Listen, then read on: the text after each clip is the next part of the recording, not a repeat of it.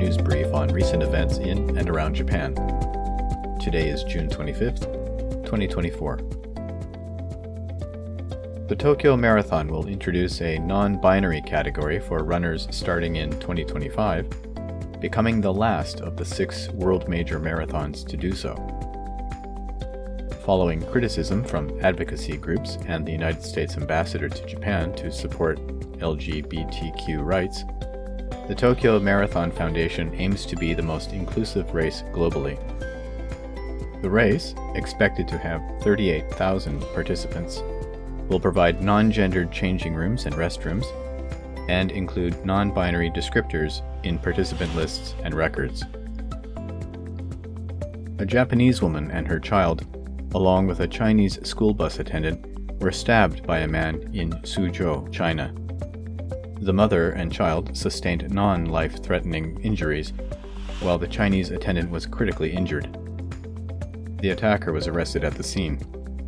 This incident follows another recent stabbing of U.S. college instructors in Jilin, China. Knife attacks are not uncommon in China, where guns are tightly controlled. Rising nationalism and anti-Japanese sentiment in China have led to growing criticism of Japanese schools in the country. Due to the recent weak yen, many young Japanese people are opting to travel abroad on working holidays in search of higher pay. Around half of them are choosing to go to Australia, leading to a record 14,000 working holiday visas being issued by the Australian government since June last year.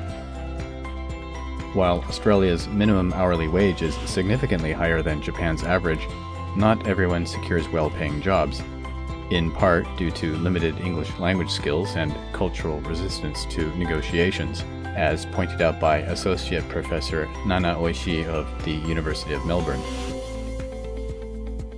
Mitsubishi Heavy Industries is close to completing the design of its next-generation nuclear reactor in Japan, aiming to begin construction once a site is selected and tests are finished.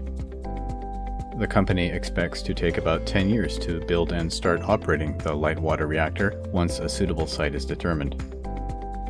Japan is considering expanding nuclear power as part of its energy strategy beyond 2030, alongside renewables.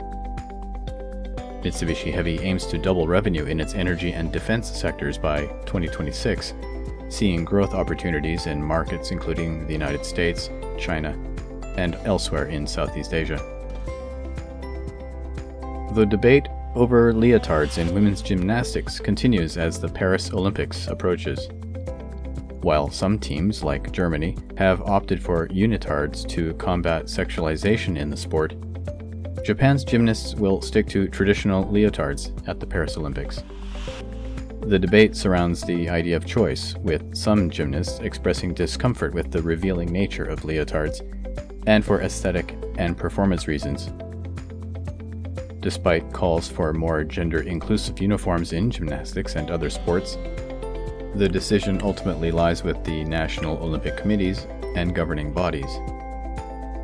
The future of gymnastics uniforms may see a shift towards more gender-neutral options, but undoubtedly discussions about sexism in sports attire will continue. This has been the Tokyo Bill. I've been, and remain, Tokyo Bill. Thank you for listening, and take care.